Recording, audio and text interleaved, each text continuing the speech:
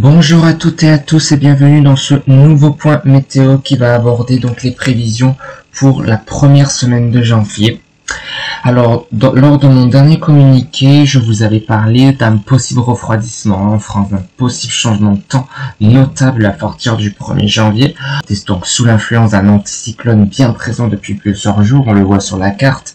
Vraiment, le temps est sec, vraiment sur une grande partie de l'Europe, et ça va durer au moins quelques jours jusqu'au 1er janvier. Parce que, à partir du 1er janvier, on va avoir un basculement au niveau des champs de pression, avec donc l'arrivée du retour des perturbations, donc vers le 1er janvier, avec vraiment une situation qui devrait vraiment se détériorer sur le pays, à savoir vraiment le retour de conditions agitées, avec donc une perturbation océanique qui devrait faire son apparition en France dès le 1er janvier, et c'est celle-ci qui devrait amener de l'air beaucoup plus froid, avec donc un nouveau décrochage polaire, donc ça a été acté, et donc ça va bien se produire vers le 1er janvier. On va bel et bien avoir un changement de temps. Alors je vais vous montrer les centres d'action, parce que je voulais vous parler du modèle GFS et du modèle ECMWF, parce que figurez-vous, les deux modèles ne sont pas du tout d'accord. Alors voilà actuellement le modèle GFS, donc on voit encore l'anticyclone bien présent, compact sur l'Europe de l'Ouest, mais les prochains jours ça va changer, voilà, avec une dépression, voilà, qui devrait migrer entre les îles britanniques et le Benelux, apportant donc des conditions agitées. Donc nous on devrait être concernés par un front pluvieux. Dans un premier temps ça sera de la pluie, avec elle une baisse des températures. Voilà. Une fois que ce front passera sur le pays, on aura ensuite progressivement un refroidissement qui se mettra en place sur la France.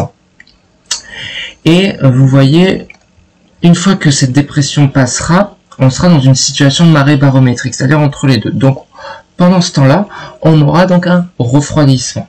Alors à l'heure dont je vous parle, il est encore très difficile de prévoir l'intensité du froid. C'est pour ça que les modèles numériques ne sont vraiment pas d'accord. Voilà. Et vous voyez que par la suite, vers le 5, je vous avais parlé d'un risque potentiel. On ne sait pas. Il faut vraiment être prudent quand on emploie ce terme, mais d'un risque de vague de froid. Vague de froid, c'est très compliqué à prévoir. On peut pas prévoir une vague de froid à une semaine de l'échéance. En moyenne, il faut au moins 3 jours, voilà, avant le phénomène, pour vraiment prédire avec certitude une vague de froid. Donc c'est comme la neige, donc c'est très difficile à prévoir à long terme. Donc là on est vraiment dans une situation un peu complexe, où les modèles météo ne sont pas d'accord. Voilà, même beaucoup divergent.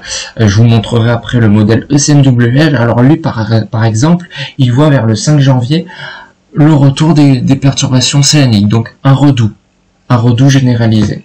Donc c'est ça le problème. Là, on peut pas être sûr vraiment du phénomène qui va se produire pour cette première semaine de janvier sur la France, parce que ça reste flou. Voilà. Et vous voyez que vers le 6 janvier, on pourra avoir un décrochage polaire avec des conditions instables, un froid sec, puisque ça serait un froid continental, donc à la clé une forte baisse des températures, assurant donc des conditions hivernales, mais surtout il faudra aussi surveiller au niveau des perturbations, parce que vous voyez où on se trouve là, on a donc ce système dépressionnaire sur le pays qui va s'affaisser donc sur l'Europe centrale, mais derrière on aura des perturbations océaniques, et il faudra surveiller les conflits neigeux. Voilà, donc ça aussi c'est un risque. Donc ce qu'il faut retenir, c'est que donc la France est actuellement sous l'influence d'un anticyclone puissant qui s'étend des Açores à la péninsule ibérique, garantissant un temps stable.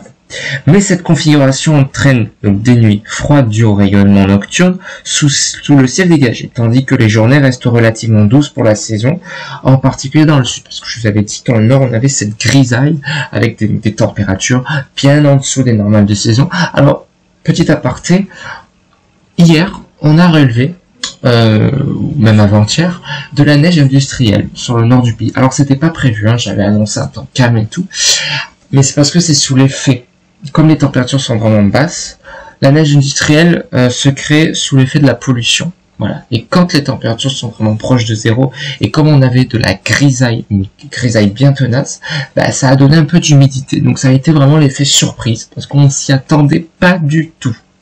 Donc voilà, donc il peut y avoir des surprises comme quoi sous un anticyclone. Hein. Donc voilà, ça c'est la situation actuelle en France. Donc ce calme apparent pourrait toutefois céder à la place à une dynamique hivernale plus marquée dès le début du mois de janvier. Donc dès le début du mois de janvier, changement de configuration, hein, comme vous pouvez le voir sur la carte. Donc à partir du 3 janvier, des modifications atmosphériques significatives sont attendues. L'anticyclone des Açores devrait se renforcer et s'étendre vers peut-être le Groenland et l'Islande, on le voit qui remonterait ici, hein. Voilà, provoquant un ralentissement du flux d'ouest. Cette élévation des hautes pressions au nord de l'Atlantique pourrait entraîner une situation de blocage. Alors, qui veut dire blocage anticyclonique à l'ouest? Eh ben, veut dire retour des deux dépressions vers l'Europe centrale et méridionale, favorisant un décrochage d'air polaire sur l'Europe.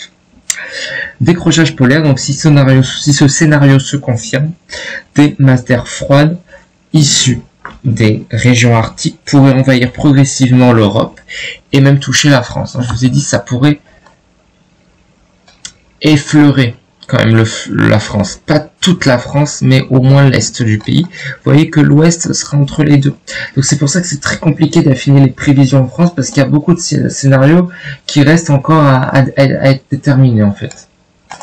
Regardez au-delà, voilà, vers le 6 janvier, on voit que bah, ce système dépressionnaire, cette énorme patate dépressionnaire présente sur l'Europe, pourrait peut-être déborder sur la France, mais il va falloir vraiment surveiller ça.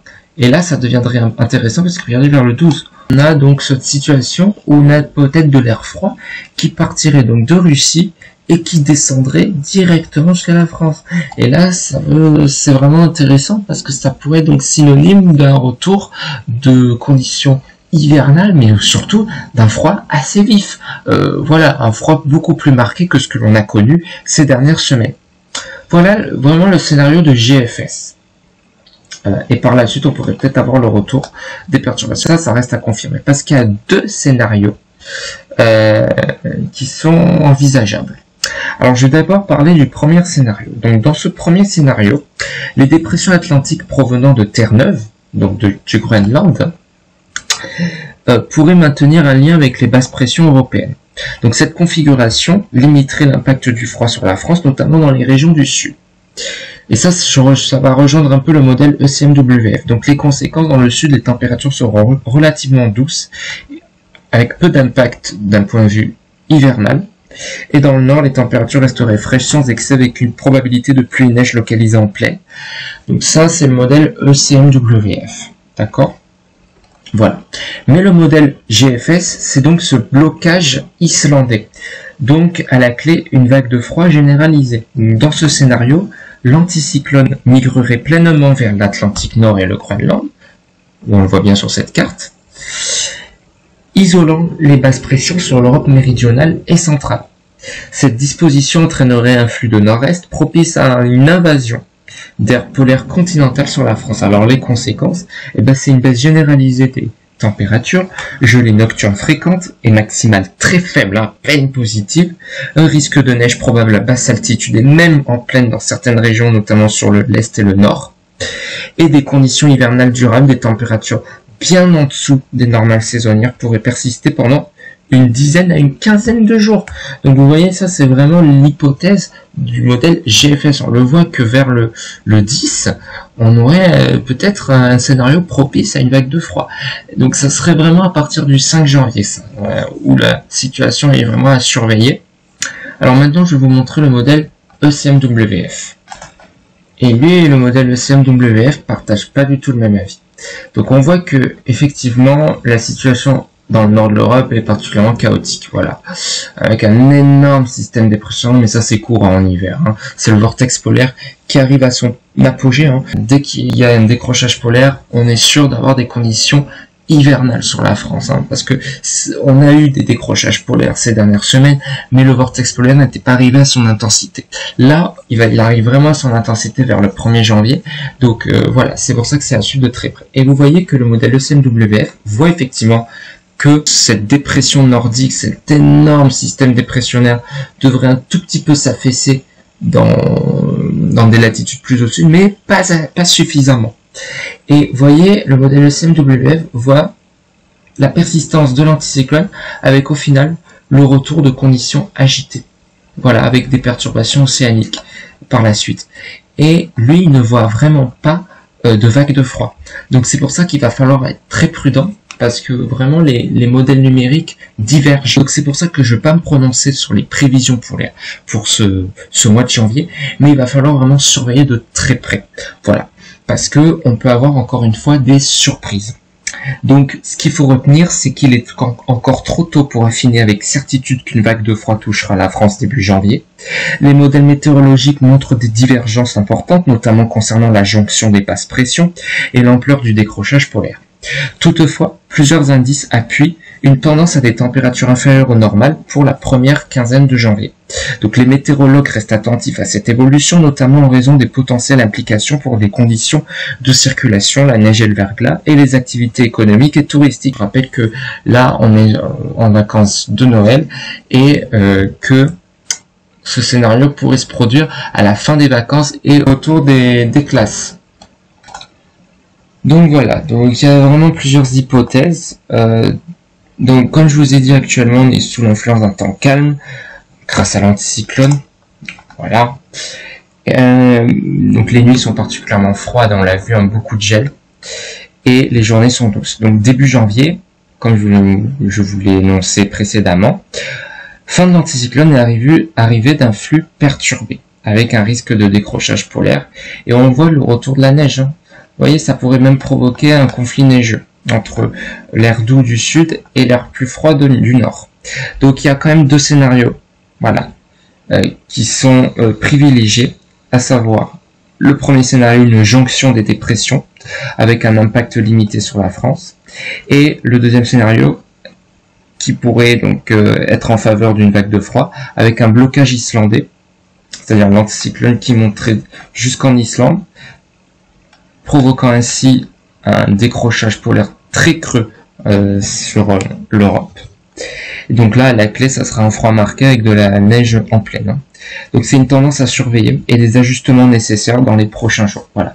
Donc je vous ferai un prochain bulletin, je pense, vers le 1er janvier, pour vraiment affiner ce qui va réellement se produire pour cette première quinzaine de janvier. Voilà, donc un nouveau bulletin sera publié dès que les modèles affineront ces scénarios. Alors maintenant, je vais vous montrer, voilà, au niveau des précipitations, donc une hypothèse. Vous voyez qu'en France, les conditions vont être très instables, surtout sur la France, qui serait au carrefour donc des dépressions océaniques et donc possible refroidissement avec donc ce risque de neige, encore une fois peut-être jusqu'en plaine.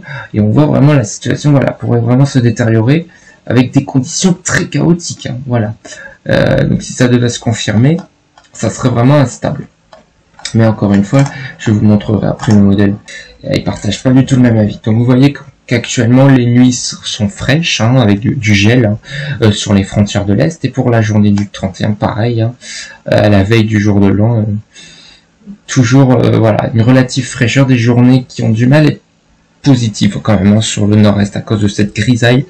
Voilà. Mais vers le premier, vous voyez, on voit l'arrivée de ce front, et avec elle amène un air beaucoup plus froid. Dans un premier temps, ce sera un froid maritime, avec donc des conditions agitées, avec donc le retour de la pluie, de la neige en montagne, voilà. Et vous voyez, ce gel va être plus marqué par la suite, vous voyez, et ça serait même des journées vraiment froides, à peine positives en journée sur le pays. Et regardez par la suite un gel de plus en plus marqué, et là ça devient intéressant, voilà. Et on voit vraiment, on pourrait avoir une continentalisation du froid, avec un froid venant directement de Russie, et là ça pourrait être un froid rude, avec des journées, regardez, quasiment pas positives, voilà. Donc si ça devait se confirmer, là, ça serait vraiment le cocktail parfait pour avoir des conditions hivernales imposantes. Voilà, avec vraiment un temps qui serait sec, mais par moments neigeux, avec donc des perturbations qui pourraient peut-être venir de l'Atlantique. Comme on serait vraiment très proche des perturbations océaniques, on pourrait être entre les deux. On pourrait avoir par moments des conflits neigeux.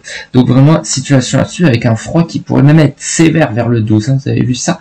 Alors c'est pas habituel, hein, mais vous voyez là, on pourrait même avoir des pointes à moins 20 degrés sur les Alpes, en Suisse, là aussi, même sur le Balkan. Bon, voilà, je veux pas en parler davantage sur ce qui va se passer, mais là, si ça devait se produire, ça serait vraiment une situation habituelle en France. Hein, voilà. Hein. Donc ça reste vraiment à confirmer. Alors je vais vous montrer en France, ça sera plus clair. Alors d'abord le modèle ECMWF. Voilà. Alors le modèle ECMWF voit lui aussi voilà du gel. Voilà. Un gel persistant le matin sur le flanc est, des journées qui ont du mal à être positives sur le nord-est, encore une fois sur le nord de la France. Mais vous voyez par la suite, lui aussi voit ce rafraîchissement. Il voit aussi, d'accord, lui, pour vous dire, il partage aussi. Dans un premier temps, il partage le même avis que GFS. Mais c'est pour la suite que là, il y a des incertitudes. Regardez vers le 6, parce que lui, il pense que ce froid ne devrait pas durer. Au contraire, dès le 6, on pourra avoir un flux de sud-ouest avec un net redout sur le pays, peut-être même des pointes à 20 degrés dans le sud-ouest. Rien à voir avec ce que prédit GFS. Donc pour vous dire, il va falloir vraiment être très prudent. Lui, vraiment, il voit le retour de l'anticyclone avec des conditions agréables, un redout, des perturbations océaniques peut-être, donc franchement une situation à suivre, hein, parce qu'on sera quand même très proche des conditions hivernales. Hein. Regardez sur l'Europe du Nord, même GFS voit vraiment par exemple un froid sévère hein, vers la Norvège, hein, on pourrait nettement être en dessous des moins 20 degrés. Voilà, donc c'est vraiment une situation à suivre hein, sur l'Europe et notamment en France. Hein. Allez, terminons ce bulletin. Donc vous voyez, je préfère être prudent et vous dire que il va falloir confirmer cela dans les prochains jours. Mais au moins c'est une mise au point. Donc le froid est confirmé. Hein, pour les premiers jours de janvier, le froid est confirmé. Voilà. Mais c'est encore des incertitudes pour la suite, au-delà du 5 janvier. On ne sait pas, parce que ECMWF, le modèle européen, voit le retour des conditions plus calmes, avec un net redout. Tandis que le modèle GFS, lui, voit vraiment une amplification du froid, avec peut-être un froid devenant continental, avec à la clé des gelées sévères, des journées à peine positives, et donc un potentiel risque de vague de froid, avec possiblement des conflits neigeux. Alors regardez, pour votre, d'un point de vue des températures, pour votre journée du 31, pour le réveillon du 1er janvier, ben, franchement, on n'attend pas de froid marqué, hein, des températures bon, égales ou inférieures à 0 degré sur de nombreuses régions. En Bretagne, ça sera vraiment très agréable, plus de 10 degrés pour la nuit du 1er janvier, de la Saint-Sylvestre. Et voilà, les nuits resteront froides quand même, hormis la Bretagne. Et en journée, ben voilà, c'est température à peine positive sur le nord-est, pas plus de 4-5 degrés. Bon, c'est un peu classique hein, en cette période de l'année. Mais il fera bien doux encore sur la Bretagne, 11 degrés. Hein. Voilà, ça sera vraiment agréable. 10 degrés à Rennes, 10 à Bordeaux. Pas plus de 7 degrés à Paris, 8 à Lille, 9 à Toulouse. On ira jusqu'à 13 degrés près de la Méditerranée. Donc vous voyez, ça sera vraiment agréable dans l'ensemble. Mais c'est vers le 2, où là, vous voyez, ça change. Et on va sentir, regardez, une vive fraîcheur avec le retour du gel sur le nord-est. Bon, il y en avait déjà, mais là, ça va être une accentuation. Des journées à peine positives sur les 3/4 du pays. Voilà. Et regardez par la suite, un gel qui devrait se généraliser, voilà, sur le pays, avec un gel de plus en plus marqué, des journées à peine positives. Bon, je vais vite, hein, parce que pour le moment, ça reste à confirmer. Il y a vraiment des incertitudes. Mais vous voyez par la suite, là, si ça devait se confirmer, regardez-moi ce gel. Regardez-moi ce gel. Ça serait inimaginable. Donc là, ça serait bel et bien une vague de froid. Donc là, le modèle GFS ce soir, eh ben, il maintient ce risque de vague de froid quand même. Avec, regardez, des pointes à moins 20 degrés sur les frontières de l'Est. Ça fait rêver hein, pour les amateurs de froid. Mais vous voyez, ça reste vraiment à confirmer. Regardez les journées. Au meilleur de la journée, les températures seraient bien en dessous des 0 degrés. Température à peine positive près de la Méditerranée. Il n'y aurait aucune région épargnée par ce gel. Et regardez, dans la nuit du 11 au 12, alors là, c'est un gel généralisé. Vraiment, aucune région est épargnée. Si ça devait se confirmer, ça serait quand même incroyable. Mais vous voyez, donc vraiment, il est allé fort, le modèle GFS, hein, avec vraiment un gel particulièrement marqué. Et donc, vous voyez, dès le 1er janvier, on a l'arrivée de ce front. Pluvieux, neigeux peut-être, hein, parce que dans un premier temps, ce sera de la pluie, mais au contact d'air plus froid, eh ben, regardez, ça pourrait se changer en neige. Hein. Voilà l'arrière de la perturbation, donc avec une bonne quantité de neige sur les reliefs, hein, notamment sur les Alpes. Donc, vraiment affaire à suivre. Hein. Et regardez par la suite, on aurait peut-être une perturbation venant d'Espagne qui pourrait rentrer en contact avec de l'air plus froid. Donc, à la clé, des conditions hivernales avec peut-être de la neige temporaire jusqu'en pleine, avec un épisode pluvieux-neigeux dans le sud. Hein. Donc il va falloir surveiller ça. Et vous voyez par la suite, on aura quelques épisodes neigeux avec donc le passage très bref de quelques perturbations. Et si cette aire continentale, donc avec un froid sévère, se confirme, on aurait vraiment des conditions très hivernales, hein, sur le pays, avec vraiment une accentuation du froid. Donc vraiment un scénario vraiment à suivre de près. Donc il y aura un prochain bulletin pour affiner tout ça. Mais vous voyez le modèle ECNWF. Alors voilà, pour le 1er janvier, pour le réveillon, franchement, il n'y a pas de risque particulier. Ça sera un temps sec encore une fois. C'est vraiment dans la nuit du 1er au 2 janvier que les conditions vont se détériorer avec l'arrivée de ce front. Lui aussi, hein, le modèle ECNWF voit un épisode pluvieux-neigeux aux alentours du 2-3 janvier. Là, il va falloir surveiller avec un risque de neige en pleine. Voilà. Et donc, par la suite, donc, une fois que cette perturbation va s'évacuer, on pourra en avoir une autre. Mais, vous voyez, avec le modèle ECNWS, ça ne serait pas un flux de nord-est, mais un flux de sud-ouest. Avec donc un net redout sur le pays. On pourrait même être largement au-dessus des normales. Mais bon, il va falloir rester prudent avec donc des perturbations océaniques, avec un dégradé nord-sud, c'est-à-dire de la pluie au nord, un temps sec dans le sud et printanier. Donc, il va falloir vraiment affiner tout ça. Et puis il va aussi falloir surveiller le risque de tempête sur la France dès l'arrivée de ce premier front. Hein.